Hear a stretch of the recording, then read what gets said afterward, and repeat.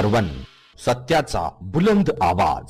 नमस्कार, प्रादेशिक खबरों में आपका स्वागत है और मैं हूं आपके साथ तनु मलिक और आप देख रहे हैं न्यूज.1। चलिए खबरों की शुरुआत करते हैं पहली खबर के साथ। पंजाब के जिला फरीदकोट के गांव सरावा बेहबल और बरगड़ी में गए राहुल गांधी मृतक नौजवानों के परिवार वालों के साथ किया दुख साझा और श्रोमणी अकाली दल पार्टी बादल सरकार पर जमकर निशाना साधा। उन्होंने कहा कि जब मैं पिछली बार आया था तब मैंने कहा था कि पंजाब का युवा नशे में फंसता जा रहा है, तब मेरी मजाक बनाया गया था। और अब दूसरा उन्होंने कहा कि किसान जितनी रकम फसल पर लगाता है उससे कम उसको कमाई होती है, किसानों की मदद सरकार को करनी होगी। राहुल का कहना है कि मेरे यहाँ आने का पहला मकसद पीड़ित परिवार से मिलना और दूसरा मकसद कांग्रेस पार्टी के सभी नेताओं को एक करना है। वे 2017 के चुनाव में आप सबकी मदद से जीत हासिल करना है। उनका कहना है कि प्रदर्शन के दौरान जिन 2 सिखों की पुलिस की फायरिंग में मौत हो गई थी उस मामले के लिए राष्ट्रपति को मिलेंगे और वे इस मामले की जांच भी सीबीआई को ही दी जाएगी, ताकि जिन पुलिस वालों की तरफ से गोलियां चलाई गई वे जिसके कहने पर चलाई गई उन पर भी कार्रवाई की जाए। और अमृतसर पुलिस को एक बड़ी सफलता मिली है जब उसने एक बड़े गिरोह का पर्दाफाश करते हुए उसके 7 सदस्यों को गिरफ्तार किया जो कि प्रदेश में कार लूट की वारदातों को अंजाम देते थे। पुलिस ने इनके पास से कई हथियार भी बरामद किए हैं। हथियारों से लैस होकर धमकाकर राज्य भर में पिस्तौल की नोक पर वारदातें करने वाले एक बड़े गिरोह का पुलिस ने पर्दाफाश किया है। इस मामले में पुलिस ने 7 आरोपियों को गिरफ्तार किया है, जिसमें कि कुख्यात अपराधी अमन टोटिया शामिल है। दरअसल इस गिरोह के सदस्यों ने अमृतसर, जालंधर और तरन-तारण के कई इलाकों में कार की लूट वारदातों को अंजाम दिया है और अक्सर ये बेखौफ लुटेरे दिन के वक्त पिस्तौल की नोक पर वारदात को अंजाम देते थे। यही नहीं, इस गिरोह ने अब तक प्रदेश में 15 से ज्यादा गाड़ियों की लूट की है। इस गिरोह का सरगना अमन टोटिया अमृतसर पुलिस को कई वारदातों में वांटेड चल रहा था, जिसमें कि हत्या का प्रयास करने और इसके साथ ही लूटपाट करने और गाड़ी को लूटने इस गैंग की प्राथमिकता थी। पुलिस ने इस गैंग से 2 आलीशान गाड़ियां बरामद की हैं, जो कि इन्होंने अमृतसर से लूटी थी। यही नहीं, इस गैंग के सदस्य कार लूट की वारदात को अंजाम देकर गांव की तरफ चले जाते थे, जिससे कि इन पर किसी को शक न हो। वहीं पुलिस ने इनके पास से 4 पिस्तौल और कई जिंदा कारतूस के साथ साथ 1 किलो के करीब नशीला पाउडर भी बरामद किया है। वहीं इस गिरोह ने बाईपास के इलाकों में ATM की लूट की वारदात को अंजाम दिया है। इस मामले में जानकारी देते हुए अमृतसर के ADCP क्राइम लखबीर सिंह का कहना है कि इस गिरोह ने प्रदेश में कई वारदातों को अंजाम दिया है। इन पर कई आपराधिक मामले दर्ज हैं, जिसमें कि पुलिस को इसकी तलाश थी। साथ ही इस गिरोह की गिरफ्तारी से कई आपराधिक वारदातें हल होने की उम्मीद है, इसलिए इनको अदालत में पेश करने के 3 दिन का रिमांड लिया गया है। साथ ही ये एक बड़ा गैंगस्टर है जिसकी गिरफ्तारी से अपराध की कई वारदातों के बारे में जानकारी और शहर में अमन शांति का माहौल कायम होगा। साथ ही ये पुलिस के लिए भी एक बड़ी सफलता है और इनको 3 दिन के रिमांड पर लिया गया है।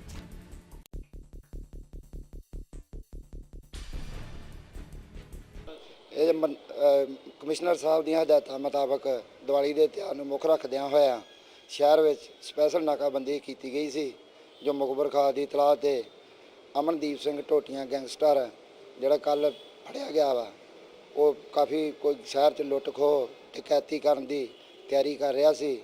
ਉਹਦੇ ਨਾਲ ਹੋਰ 6 ਮੈਂਬਰ ਗਰੋਹ ਦੇ ਨਾਲ ਸੀ, ਜਿਨ੍ਹਾਂ ਨੂੰ ਕਾਬੂ ਕਰਕੇ ਅਮਨਦੀਪ ਸਿੰਘ ਟੋਟੀਆਂ ਪਾਸੋਂ 1 rifle 12 bore 10 round 12 bore 2 pistol 32 bore 7 round ਤੇ 1 ਪਿਸਤੌਲ ਦੇਸੀ 2 ਰੌਂਦ 315 ਬੋਰ 1 ਕਿਲੋ ਨਸ਼ੀਲਾ ਪਾਊਡਰ 1 ਕਿਲੋ 50 ਗ੍ਰਾਮ ਨਸ਼ੀਲਾ ਪਾਊਡਰ ਤੇ ਗੱਡੀ ਵਰਨਾ ਖੋਈ ਹੋਈ 1 ਮੋਟਰਸਾਈਕਲ ਖੋਇਆ ਬਰਾਮਦ ਕੀਤਾ ਵਾ। ਪੁੱਛਗਿੱਛ ਦੌਰਾਨ ਹੋਰ ਵੀ ਕਾਫੀ ਵਾਰਦਾਤਾਂ ਮੰਨੇ ਆ। सर अगां भी इंक्वायरी की जा रही है ना, होर भी किहड़े काम कीते और किहड़े इलाके फड़े गए? ਇਹ ਇਲਾਕਾ ਸੁਲਤਾਨਵਿੰਡ 'ਚ ਫੜੇ ਗਏ ਆ, ਕੋਟਮੇਲ ਸਿੰਘ ਲਾਗੋਂ ਨਹਿਰ ਤੋਂ, ਤੇ ਹੋਰ ਵੀ ਕਾਫੀ ਵਾਰਦਾਤਾਂ ਮਾਰੀਆਂ ਮੰਨੇ ਨੇ ਇਹਨਾਂ। ਸੁਲਤਾਨਵਿੰਡ ਥੋੜੇ ਦਿਨ ਪਹਿਲਾਂ ਰੇਸ਼ਮ ਸਿੰਘ ਦਾ ਕਤਲ ਵੀ ਕੀਤਾ ਹੈ।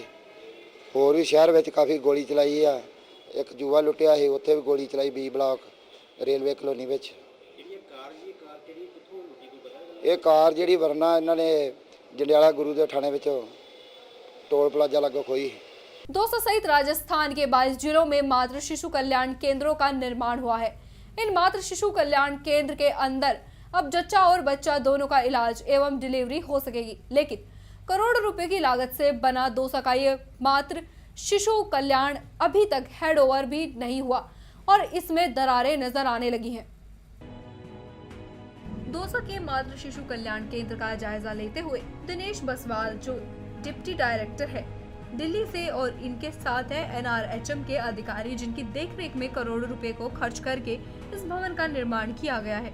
इसको अभी तक चिकित्सा महकमे के अधीन आने से पहले ही दरारें आ चुकी हैं। दिनेश बसवाल के आने का मकसद भी यही था कि निर्माणाधीन भवन उनके विभाग के अनुसार बना है या नहीं। तो साहब का निरीक्षण पूरा हो गया और इस भवन को पास भी कर दिया गया है। भवन अच्छा सुंदर है, उनके विभाग के नक्शे कदम पर बना है। अब देखो करोड़ों रुपए की सरकारी लागत से बने इस भवन की हकीकत। ये दरारें आपको इस भवन के अंदर जाने से पहले नजर आने लगेंगी, जबकि डिप्टी डायरेक्टर साहब को ये दरारें पूरे भवन के निरीक्षण के समय नजर नहीं आई। पैसा सरकारी है, इसलिए भी साहब को ज्यादा मतलब नहीं है। लेकिन अब आप भी देखो इस भवन को, जहाँ मेरे देश के भविष्य का जन्म होगा और उस भविष्य को जन्म देने वाली माँ अपने आप को कितना सुरक्षित महसूस करेगी। इसका जिम्मा अपनी 200 चिकित्सालय का भी नहीं हुआ, मतलब उद्घाटन बाकी है। और इस भवन पर निगरानी करने वाले सुरक्षा की बात की तो मेंटेनेंस की बात करने लगे। सोचो अब हमारे देश का भविष्य कितना सुरक्षित हाथों में जा पहुंचा है। अब ये बात तो सरकार के सोचने की है कि ये भवन कितना सुरक्षित है। इसका जवाब सरकार ही दे तो अच्छा है। तो ये जो मेरी विजिट है वो इसीलिए है, देखने के लिए कि वही कि किस तरीके से बना है, उसमें कहीं पे जो भी कुछ अगर हमको लगता है कि इस तरह से होना चाहिए वो हमने सलाह दी है बेसिकली कि इसके अंदर किस तरीके से और इम्प्रूवमेंट हो सकती है। बाकी अभी ये इंफ्रास्ट्रक्चर वाइज बहुत अच्छा बना है। इसके अंदर क्या कहते हैं, जिस तरीके से हमारा जिसको बोलते हैं, हमने जो डिज़ाइन वगैरह शेयर किए थे स्टेट के साथ, तकरीबन उसी पैटर्न पे जो है ये पूरा का पूरा बना है। तो मैं काफ़ी इससे मतलब I am very satisfied with this. किसानों का प्रदर्शन, अध्यापकों का प्रदर्शन, आंगनवाड़ी वर्कर प्रदर्शन, आशा वर्कर प्रदर्शन, बिजली के लिए प्रदर्शन, महंगाई के लिए प्रदर्शन होना तो इस सरकार में आम बात हो गई है। अब बची पुलिस जो इस प्रदर्शनों पर नियंत्रण करती है, अब उसने भी शांतिपूर्ण प्रदर्शन की इसकी शुरुआत कर दी है। इन्हीं प्रदर्शनों की कड़ी में पंजाब के समान वेतन की मांग को लेकर हरियाणा पुलिस कर्मचारी एसोसिएशन का कारवां कैथल पहुंचा। यहाँ पहुंचने पर कर्मचारियों ने इनका जोरदार स्वागत किया। यात्रा का नेतृत्व एसोसिएशन के प्रदेश प्रधान बलवान सिंह लांबा कर रहे हैं। उन्होंने आरोप लगाया कि भाजपा चुनाव से पहले वायदा किया था कि उन्हें पंजाब के समान वेतनमान दिया जाएगा, पर आज ये भाजपा की सरकार अपने वायदे को भूल रही है। उन्होंने बताया कि हमने अपनी मांग पत्र मुख्यमंत्री हरियाणा और डीजीपी हरियाणा को भेज चुके हैं, जिसमें ड्यूटी पर काम कर रहे कर्मचारियों की मांगे पंजाब के समान वेतन करना, मृतक शहीद पीड़ित परिवारों को 1 करोड़ देना, नए जवानों की भर्ती करना, IRB के पुराने जवानों को जिले में ही तबादले करना, रिटायर्ड कर्मचारियों को पेंशन आर्मी की तर्ज पर देना, हुड्डा के प्लॉटों में कोटा सुनिश्चित करना आदि। उन्होंने बताया कि हरियाणा पुलिस के जवानों को अनुशासन के दायरे में रखकर उनके वास्तविक हकों से महरूम कर रहे हैं। वर्षों से उन्हें अपेक्षाकृत कम मानदेय दिया जा रहा है। इस बारे में जब मनोहर लाल मुख्यमंत्री बने थे तब उन्हें अवगत कराया गया था। इस बारे में सरकार ने 6 माह का समय मांगा था। साल बीत गया, लेकिन उनकी समस्याओं के बारे में कोई संज्ञान नहीं लिया गया। अगर जल्द ही उनकी मांगों को पूरा नहीं किया गया तो एक बड़ा आंदोलन हो सकता है। ये 1 नवंबर हरियाणा दिवस से शुरू करके हमने 11 बजे सिरसा पुलिस लाइन के सामने से चले थे और इसका मुद्दा है हमारे वेतन विसंगतियों को दूर करवाने का। कुछ कर्मचारियों की अदर फैसिलिटीज़, कुछ रिटायरमेंट कर्मचारियों की, कुछ IRBA के कर्मचारी हैं जिनको 15 साल हो गए आर्मड ड्यूटी देते हुए। काफ़ी मुद्दे हैं। सबसे पहला मुद्दा वेतन विसंगतियों का है, जो माननीय हरियाणा सरकार ने, भारतीय जनता पार्टी ने चुनाव 2014 के घोषणा पत्र में बिल्कुल अब इस चीज़ को, मुद्दे को अवॉइड करके काम कर रहे हैं। 1 साल हो चुका है उस बात को। हम सबसे पहले मुख्यमंत्री जी से मिलकर मुबारकबाद दी थी, फिर हमने मांग पत्र दिया, 6 महीनों का समय दिया था, अब 1 साल का समय हो चुका है। हम काफ़ी इंतज़ार करने के बावजूद रोड पर निकले हैं और अपने कर्मचारी साथियों से हर जगह मिलते ज़रूर हैं, लेकिन एक अपील करते हैं कानून व्यवस्था बनाए रखिए। संयम का परिचय दिए। संयम में काफ़ी ताकत होती है। हम संघर्ष करेंगे, जो वादा किया हरियाणा सरकार ने उसको पूरा करवाएंगे। हमने कितना लंबा स्ट्रगल क्यों ना करना पड़े। हमारे साथी हर तरफ से तन मन धन से हमारा सहयोग कर रहे हैं। रोडों पर, थाने चौकियों में स्वागत कर रहे हैं। कुछ अधिकारी सरकार के प्रेशर में हमारे पदाधिकारियों को, कर्मचारियों को थोड़ा बहुत परेशान जरूर करें, लेकिन कर्मचारियों को जितना परेशान किया जाएगा उतने हमारे साथ भावना से जुड़ते चले जा रहे हैं, क्योंकि मुद्दा ऐतिहासिक है, रीजनेबल मुद्दा है। आज तक पुलिस कर्मचारियों को 1967 से लेकर अब तक कोई भी भला नहीं किया है। एक थोड़ा बेनिफिट मिला, एक हमारे को मान्यता मिली चौधरी बंसीलाल ने दी, बोलने का राइट मिला 50 साल के बाद। एक हमारे को 2000, 5000, 7000 हार्ड ड्यूटी अनाउंस और 2000 अंतरिम राहत दी चौधरी भूपेंद्र सिंह हुड्डा ने। हम उम्मीद कर रहे हैं, सरकार बहानेबाजी ढूंढ रही है, बजट सेशन नहीं है, हमारी आर्थिक पोजीशन टाइट है। यदि सरकार की नीयत साफ है और देने की मंशा है तो मैं दावा करता हूं कि कैबिनेट के अंदर फैसले हुए हैं। हरियाणा सरकार कैबिनेट में फैसला लेकर किसी टाइम भी कर्मचारियों का हित और कर्मचारी वेलफेयर कर सकती है। मुद्दों को लेकर आप ये प्रदर्शन कर रहे हैं? हमारे मुद्दे तो सरकार से हमारी मांगे हैं कि हमारे को पंजाब स्केल दिया जाए, क्योंकि सरकार बनने से पहले अपने घोषणा पत्र में कहा था कि हम सरकार बनाते ही पंजाब कर्मचारियों को और पुलिस कर्मचारियों को पंजाब स्केल दिया जाएगा। आज इसके अलावा मैं रिटायरमेंट प्रदेशाध्यक्ष होने के नाते रिटायरमेंट कर्मचारियों की मांग करता हूं कि हमारे को 1 रैंक 1 पेंशन दी जाए और हमारे को हुड्डा सेक्टरों और हाउस सोसाइटियों में हाउस कोटा दिया जाए, बस पास सुविधा दी जाए। और इसके अलावा जो मांगे रेगुलर कर्मचारियों की है उनकी मांगों का हम समर्थन करते हैं। और मैं कहना चाहता हूं कि हमारी IRB की 4 बटालियनें हैं जिसकी भर्ती को लगभग 15 साल हो चुके हैं, तो अब उनको डिस्ट्रिक्ट दिया जाए, क्योंकि पुराना मुलाजिम IRB की ड्यूटी नहीं कर सकता। IRB की ड्यूटी पूरे देश में की जाती है, इसलिए उनकी जिम्मेवारी बन जाती है कि उन्होंने 24 घंटे ड्यूटी की है अपने बच्चे बीबी को छोड़कर। तो अगर उनको जिला अलाट हो जाएगा ताकि अपनी बच्चों की शिक्षा पर भी ध्यान दे सकें। अगर आपकी मांगों पर नहीं ध्यान दिया है तो आपकी आगे रणनीति क्या रहेगी? तो हम प्रदेश स्तरीय मीटिंग बुलाएंगे और उस मीटिंग में कड़े से कड़ा निर्णय लेंगे। सरकार को हम बताना चाहते हैं कि याद करो 1982 के अंदर भी पुलिस कर्मचारी आंदोलन हुआ था, उसके बाद 1991 के अंदर ये आंदोलन होगा, उससे भी ज़्यादा कठोर होगा। ब्रेक के बाद आपका फिर से स्वागत है। चलिए बढ़ते अपनी अगली खबर की ओर। हरियाणा में 8 नवंबर को होने वाली SSC की परीक्षा को लेकर जिला प्रशासन ने पूरी तैयारियां कर ली हैं। इस परीक्षा में पूरे हरियाणा में 29,000 लोग पेपर देने के लिए आएंगे। यमुनानगर में पहुंचने वाले लोगों के लिए 36 सेंटरों के 53 बूथ बनाए गए हैं। हरियाणा में होने वाली SSC की परीक्षा को पारदर्शी तरीके से कराने के लिए यमुनानगर पुलिस ने जानकारी देते हुए बताया कि इस बार सरकार ने बड़े फैसले को लेते हुए इस परीक्षा को यमुनानगर में कराने का फैसला लेते हुए परीक्षा देने वाले परीक्षार्थियों को आगाह करते हुए कहा कि परीक्षा देने वाला व्यक्ति अपने साथ न तो कोई मोबाइल फोन लाए और न ही कोई इलेक्ट्रॉनिक चीज अपने साथ लेकर आए। इसके लिए जिला प्रशासन ने 36 सेंटरों के साथ 53 बूथ बनाए हैं जिन पर यह परीक्षा होनी है। इन सभी स्थानों पर पुलिस की कड़ी नजर रहेगी, किसी को कोई परेशानी ना हो इसके लिए रास्ते को भी लोगों की सुविधा के हिसाब से बांट दिया गया है। जैसा कि आपको मालूम है कि 8 तारीख को आने वाली 8 तारीख को SSC के पेपर स्टार्ट हैं। जूनियर इंजीनियर के लिए पेपर होने हैं और हमने 53 स्थलों पर 53 जगहों पर उनके सेंटर बनाए हुए हैं और सबके नजदीक में पार्किंग की व्यवस्था भी की गई है। पार्किंग के लिए स्थान उनको बताया गया है, पार्किंग के लिए अलग से फोर्स लगाई गई है और बूथों पर टोटल 53 बूथों पर अलग अलग फोर्स विद लेडी कांस्टेबल वो भी अलग से लगाए हुए हैं। जो हैवी ट्रैफिक की व्यवस्था है वो इस प्रकार से की गई है कि हैवी ट्रैफिक जो अंबाला की तरफ से आकर के सहारनपुर और यूपी और हिमाचल की तरफ जाएगी, उस ट्रैफिक को वाया सडौरा बिलासपुर दुसड़का चौक से वाया सडौरा बिलासपुर छछरौली और खिजराबाद की तरफ निकाल दिया जाएगा। ऐसे ही यूपी से आने वाली जो ट्रैफिक है वो वाया खजूरी मोड़, जटलाना और रदौर को निकाल दी जाएगी। इस प्रकार से हमने जो हैवी ट्रैफिक है उसको कंट्रोल करने के लिए शहर के बीच में ना आए इसके लिए व्यवस्था की है।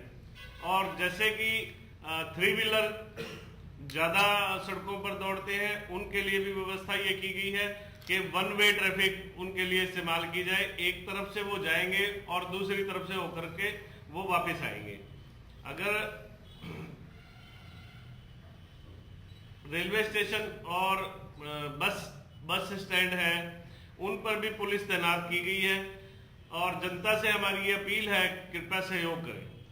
हिदायतें, क्योंकि पेपर है, उसके लिए हिदायतें ये है कि भी कोई भी इलेक्ट्रॉनिक डिवाइस, कोई भी मोबाइल, कोई भी ऐसा अपना उपकरण ना लेकर के आए जिससे नकल हो सके। तो ऐसे में अगर किसी के पास पाया जाता तो कार्रवाई?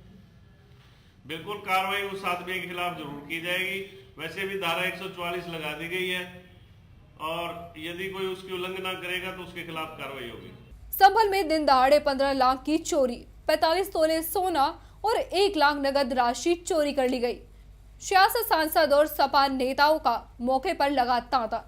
जनपद संभल चंदोसी कोतवाली क्षेत्र के सुभाष रोड पर इंजीनियर राजीव कुमार के घर पर दोपहर 1 बजे करीब कुछ अज्ञात चोरों ने जमकर तांडव मचाया। चोरों ने घर में रखे लाखों के माल पर हाथ साफ कर लिया। राजीव कुमार का कहना है कि हमारी सेफ अलमारी के अंदर 45 तोले सोना था और 1 लाख से अधिक की नकदी थी। चोर घर की छत से दरवाजा तोड़कर अंदर आए थे। घटना के बाद मौके पर आला पुलिस अधिकारी पहुंचे, साथ ही मौके पर क्राइम ब्रांच की टीम भी पहुंच गई। आपको बता दें कि जिस इलाके में ये चोरी हुई है, ये इलाका चंदोसी शहर का सबसे सेफ्टेड इलाका है। पर इस पूरी घटना में सबसे चौंकाने वाली बात ये रही कि इस घटना को लेकर सियासत शुरू हो गई। घटना के बाद पहले तो बीजेपी सांसद सत्यपाल सैनी पहुंचे, उसके बाद सपा के जिलाध्यक्ष फिरोज खान पहुंचे, उसके बाद सपा के ही महासचिव भी पहुंचे। इस घटना के बाद पुलिस ने आसपास में मजदूरी करने वाले मजदूरों को हिरासत में लेकर मौके पर लाए और फिल्मी अंदाज में उनसे पूछताछ की। सभी संदिग्ध युवकों को लाइन में खड़े करके उनसे पूछताछ हुई। फिलहाल पुलिस ने लोगों को अपनी हिरासत में कर पूछताछ कर रही है और जल्द ही इस घटना को खोलने का दावा कर रही है। शामली में आज सुबह एक अज्ञात शव मिलने से सनसनी फैल गई। मृतक युवक की उम्र 45 वर्ष बताई गई है। हाथ पर संजीव लिखा है। मृतक की शिनाख्त के लिए काफी लोग इकट्ठा हो गए, पर मृतक की कोई शिनाख्त नहीं हो पाई। लाश की एक आंख गायब है, जिससे कि लगता है कि लाश को जानवरों ने नोचा है। जनपद शामली के दिल्ली बस स्टैंड के निकट सुबह जब गहमागहमी शुरू हो गई, जब अजंता चौक के पीछे एक अज्ञात शव के पड़े होने की सूचना मिली। शव को देखने लोगों की भीड़ इकट्ठा होने लगी। लोगों ने पुलिस को सूचना दी। सूचना पर पहुंचकर पुलिस ने शव की शिनाख्त का प्रयास किया, लेकिन शिनाख्त नहीं हो सकी। शव की आंख किसी जानवर ने खाई थी। पुलिस ने शव का पंचनामा कर पोस्टमार्टम के लिए भेज दिया है। मृतक के हाथ पर संजीव लिखा हुआ है। कोतवाली शामली क्षेत्र अंतर्गत ये अजंता चौक पड़ता है। सुबह सूचना आई थी कंट्रोल रूम को कि वहाँ पे एक व्यक्ति मृत अवस्था में पड़ा हुआ है। हम लोग तत्काल मौके पे पहुँचे, जाके देखा तो जो व्यक्ति था उसके पास ही सल्फास की गोलियों की एक डिब्बी पड़ी हुई थी, जिसमें 2 गोलियां कम थी। इसके अलावा उसके बॉडी पे जब कोई इंजरी मार्क है नहीं, देखने पे पाया कोई इंजरी मार्क नहीं। बॉडी को हमने पोस्टमार्टम के लिए भिजवा दिया है। तो बॉडी की शिनाख्त नहीं हो पाई है। हालांकि इसके जो दाहिना हाथ है, बाजू है, उस पर इंग्लिश में पूरे कैपिटल लेटर्स में संजीव लिखा हुआ है। वैशाली के मैनार में झकझोर देने वाली घटना सामने आई है। साइकिल चोरी के आरोप में युवक के साथ न सिर्फ उसके साथ मारपीट की गई, बल्कि उसके बाल भी मुड़वा दिए गए। घटना महानगर थाना क्षेत्र के शुगरपेठिया की है। बताया जाता है कि चमरहरा गांव के अमर पासवान शुगरपेठिया पर सामान लाने गए थे, तभी उनकी साइकिल वहां से गायब हो गई। खोजबीन करने के दौरान सद्दाम नामक युवक के पास से वो साइकिल मिली। बस फिर क्या था, भीड़ ने अपना इंसाफ वहीं पर सुनाना शुरू कर दिया। युवक के साथ न सिर्फ मारपीट की गई, बल्कि उसके साथ घिनौना सलूक भी किया गया। हालांकि बाद में गांव के ही कुछ लोगों के बीच बचाव के बाद इस मामले को शांत कर दिया गया। घटना 2 दिन पहले की है, लेकिन कल इसका वीडियो सामने आया। पुलिस कैमरे के सामने कुछ भी बोलने के लिए तैयार नहीं है। बिहार के समस्तीपुर में ऑनर किलिंग का मामला सामने आया है। जिले के विभूतिपुर थाना क्षेत्र के आलमपुर डीही में लड़की के परिजनों ने प्रेमी जोड़े को हत्या कर शव को पेड़ से लटका दिया। मामले का खुलासा तब हुआ जब गांव के लोग सुबह खेत में शौच करने गए और वहां बरगद के पेड़ से लटका हुआ प्रेमी जोड़े का शव दिखा। लड़का लड़की में प्रेम प्रसंग था साल भर पहले तक, जहाँ तक हमको जानकारी है। इसके बाद जब दोनों गार्जियन को कहा गया समझाने के लिए तो दोनों अपना सलट गया जहाँ तक है। इसके बाद हम को कोई जानकारी नहीं है कि लड़की से संपर्क था, बातचीत होता था या नहीं होता था। रात 10-11 बजे तक जहाँ तक हमको जानकारी हो था घर पर ही, और हम लोग सोने के लिए चले गए। इसके बाद वो कहाँ गया, क्या हुआ, ये हमें कुछ पता नहीं है। फिर सुबह क्या जानकारी मिली? सुबह जब 5:45 बजे हम खेत के लिए निकले थे, तब के कोई व्यक्ति फ़ोन से हमको कहा कि ऐसे ऐसे घटना हुआ है, तो पाकर के पेड़ के बीच में लटका हुआ है वहाँ। तो वहाँ पर क्या स्थिति थी? वहाँ गए देखने के लिए तो देखे जो लड़का का जीव निकला हुआ है, लड़की का आँख खुला हुआ था और दोनों पेड़ से लटके हुए थे। क्या लगता है इस हत्या के पीछे कौन हो सकते हैं? ये तो हम नहीं कह सकते हैं कौन होंगे नहीं होंगे, लेकिन हमको जहाँ तक ये लग रहा है, लगता है कि कोई मार के ही वहाँ लटका दिया। प्रादेशिक खबरों में फिलहाल इतना ही। बाकी तमाम खबरों के लिए आप देखते रहिए न्यूज़ सुपर 1। नमस्कार।